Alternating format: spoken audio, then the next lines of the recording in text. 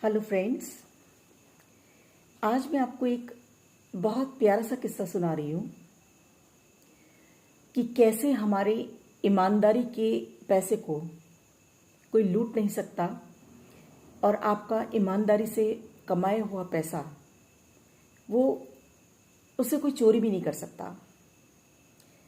बात उन दिनों की है जब मेरी नई नई शादी हुई थी और मुझे कुछ पंडित ने ये बताया था कि आप दिवाली की अगली रात को आप एक मंदिर में जाकर ये चढ़ावा दे देना तो आपकी ये परेशानियां हट जाएंगी। जैसे कि पंडित लोग कई चीज़ों के उपाय बताते हैं, तो मुझे भी ऐसा कुछ उपाय उन्होंने बताया था कि इस चीज़ का दान आप दे देना दिवाली की दूसरी रात को। अब मैं मंदिर गई अपने हस्बैंड के साथ, मैं और मेरे हस्बैंड गए। काफ़ी भीड़ भाड़ थी क्योंकि फेस्टिवल का टाइम था। हम गए, मैंने चढ़ाया वहाँ पर, पूरा प्रसाद चढ़ाया। और जिस मंदिर में मैंने ये सब कुछ चढ़ाया वो हल्द्वानी का एक बहुत ही माना हुआ टेम्पल है, जिसे कालू सैयद मंदिर कहते हैं। यहाँ की बहुत महत्ता है, बहुत मान्यता है यहाँ पर की। मीन्स आपकी अगर आप चाहते हैं कि आपकी कोई मुराद ऐसी है जो सच में पूरी नहीं हो रही है क्या, या आप बहुत परेशान है, तो यहाँ पर जाके कहते हैं कि आप कुछ मांगिए, सच्चे दिल से मांगिए, तो यहाँ पर ज़रूर पूरी होती है। और यहाँ पर जो प्रसाद यहाँ पर चढ़ता है वो गुड़ का प्रसाद यहाँ पर होता है। तो खैर मैं उस दिन दिवाली की अगले नाइट को मैं अपने हस्बैंड के साथ इस मंदिर पर गई और मैंने वो सब कुछ, जैसा मुझे पंडित ने बोला था कि आप कालू सैयद मंदिर पर जाकर ये सब कुछ चढ़ावा वहाँ पर बाबा जी के आगे, बाबा जी के मंदिर में आप चढ़ा देना। मैंने वो सब कुछ चढ़ाया और साथ में मेरे पास एक छोटा सा मेरा एक पर्स था, छोटा सा बिल्कुल, जो ज्वेलर्स लोग देते हैं वो वाला मेरे पास पर्स था, जो कि जिसमें मैंने चढ़ावे के लिए कुछ पैसे रखे हुए थे। अब वो वहाँ पर चढ़ावा वगैरह देने के बाद हम लोग घर लौट आए। घर लौटने के करीब 1 घंटे बाद मुझे कुछ पैसे चाहिए हुए, कुछ कॉइन्स चाहिए हुए। तो अचानक मैंने जब वो खोला, मैं देखने लगी कि मेरा वो पर्स को ढूंढने लगी, तो अचानक देखा कि मेरा तो वो पर्स मेरे पास है ही नहीं, वो खो गया। अब मैंने डरते मरते अपने हस्बैंड से बोला कि कि एक बड़ी गड़बड़ हो गई है कि मेरा जो वो पर्स था जिसमें मैं अपने कुछ चढ़ावे के पैसे ले गई थी, तो वो पर्स वहाँ पर वो तो मंदिर में ही छूट गया। तो हस्बैंड ने बोला उसमें कितने पैसे थे? मैंने कहा नहीं, पैसे तो उसमें कोई खास नहीं थे, क्योंकि वो चढ़ावे के कुछ पैसे थे, वो तो मैंने चढ़ा दिए थे। कुछ थोड़े बहुत 30, 40, 50 रुपये होंगे या 20, 30 रुपये होंगे, या कुछ कॉइन्स होंगे, ज़्यादा ऐसा कुछ नहीं उसमें था। बट उसमें जो एक चीज़ छूट गई वो बड़ी इंपॉर्टेंट थी। बोले क्या चीज़ थी वो? तो मैंने बताया कि मेरे कान के टॉप्स थे उसमें, सोने के, गोल्ड के मेरे कान के टॉप्स मैंने उसमें रखे थे और वो पर्स वहीं पर छूट गया। तो मेरे हस्बैंड बोले कि चलो फिर तुरंत तैयार हो और चल रहे हैं। मैंने कहा आप कहाँ मिलेगा वो?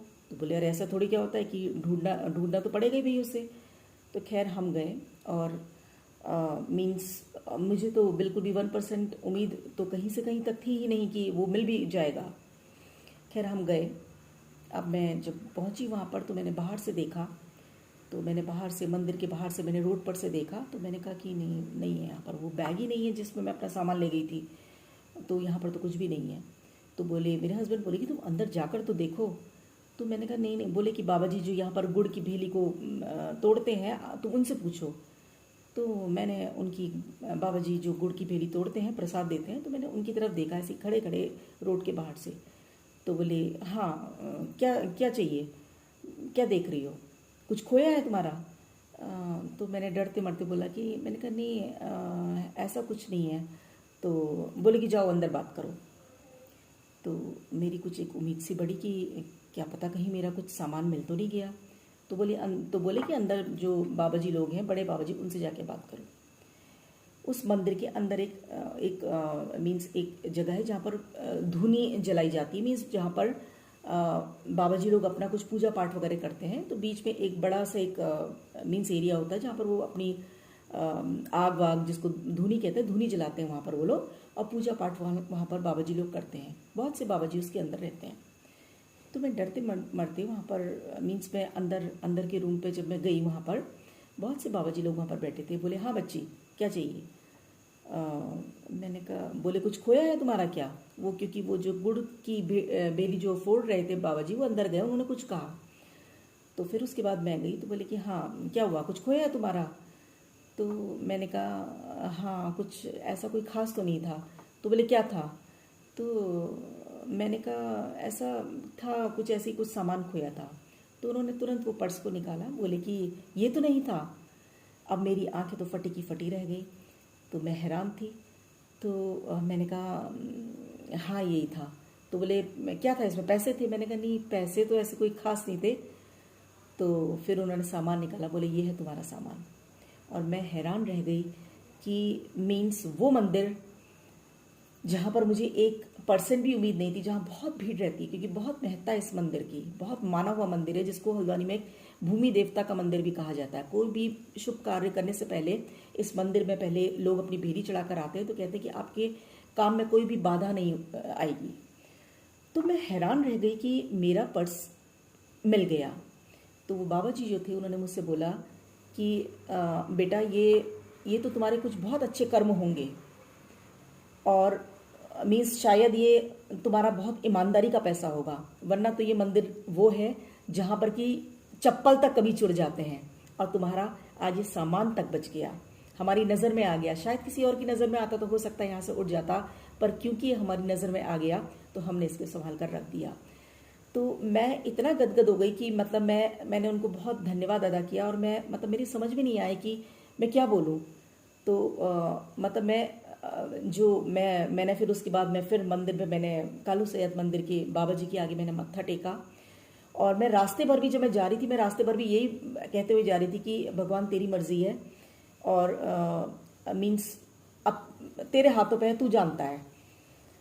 तो मीन्स मैं बिल्कुल गदगद हो गई, और मुझे लगा कि ऐसा भी होता है, मीन्स ऐसा भी मुझे मेरा पर्स मुझे मिल जाएगा। वो सोने का मेरे जो टॉप्स उसके अंदर थे वो बिल्कुल सही सलामत मुझे मिल गए। तो ये होती है आपकी खून पसीने की कमाई। अगर आपने ईमानदारी से कोई चीज़ कमाई है, ईमानदारी से अगर आपने अपना धन कमाया है, बेईमानी आपने नहीं करी है, तो बेशक यकीन मानिए कि भगवान भी आपकी हेल्प को खुद उतरते हैं किसी न किसी फॉर्म में। वो बाबा जी एक तरीके से उन्होंने मेरे लिए एक भगवान की भूमिका निभाई। कालू सैयद के मंदिर से मुझे वो जो मेरा पर्स वापस मिला, तो बाबा जी ने मीन्स वो खुद तो नहीं आ सकते थे, बट उन्होंने एज ए मैसेंजर, या भगवान ने एज ए मैसेंजर उनको भेजा, और मेरा पर्स मुझे सही सलामत मिल गया। तो यही मुझे कहना था, एंड होप कि आपको ये वीडियो ज़रूर पसंद आई होगी, और उम्मीद है कि आप सभी इसी तरीके से एक ईमानदारी भरी ज़िंदगी आप लोग जीते रहेंगे। Thank you. मिलते हैं फिर एक नई वीडियो में एक नए अंदाज के साथ। तब तक के लिए बाय बाय। Thank you.